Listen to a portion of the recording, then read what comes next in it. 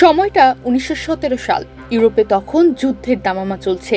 আর সেই মুহূর্তে ব্রিটিশ সাম্রাজ্য ঠিক করলো একটা ছোট্ট ভূখণ্ডকে ঘিরে এক বিশাল দাবা খেলার চাল দেবে তারা।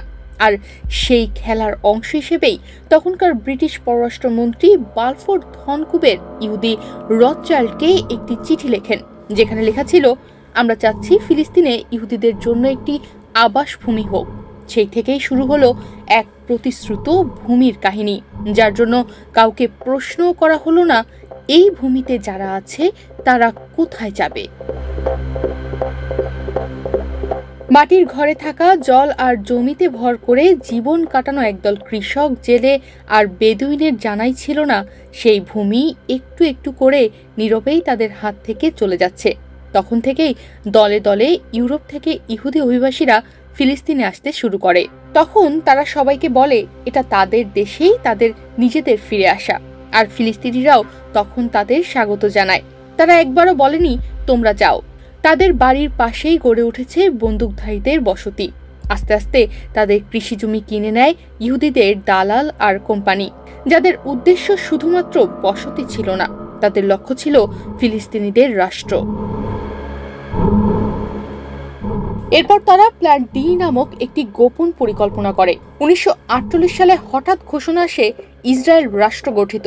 সেই থেকে শুরু হলো এক জাতির নাকবা বা দুর্যোগ। প্ল্যান ডি নামের এই ভয়ঙ্কর কৌশল বের করেছিল ইহুদি বাহিনী। এই প্ল্যানের অংশ হিসেবেই তারা ফিলিস্তিনের গ্রামে গ্রামে ঢুকে পড়ে এবং তখন তারা ফিলিস্তিনের গ্রামে খুন সহ নানা ধরনের জুলুম করে।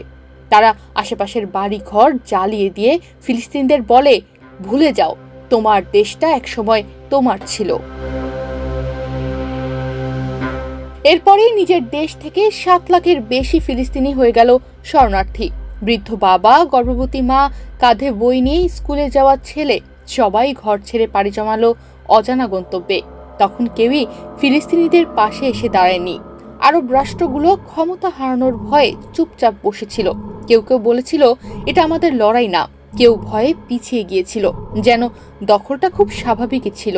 অন্যদিকে ইলান পেপে, বেনি মরিস, সলমোস্যান্ড নিজেদের কলম দিয়ে ফিলিস্তিনিদের পক্ষে লিখেছিলেন।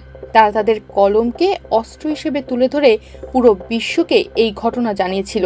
তারা তাদের লেখার মাধ্যমে পুরো পৃথিবীকে বলেছিলেন ইসরায়েল রাষ্ট্র গড়ার পেছনে ছিল লোভ, সন্ত্রাস এবং একটা জাতিকে মুছে ফেলার নির্মমতা। আমেরিকার প্রত্যক্ষ মদদে ও পশ্চিমা বিশ্বের সমর্থন নিয়ে বৈশ্বিক নিয়মনীতি অবজ্ঞা করে লাখ লাখ ফিলিস্তিনিকে উদ্বাস্তু বানিয়ে এবং নিজ ভূমিতে তাদের অবরুদ্ধ করে ইসরায়েল প্রচণ্ড প্রতাপের সঙ্গে এখনও টিকে আছে।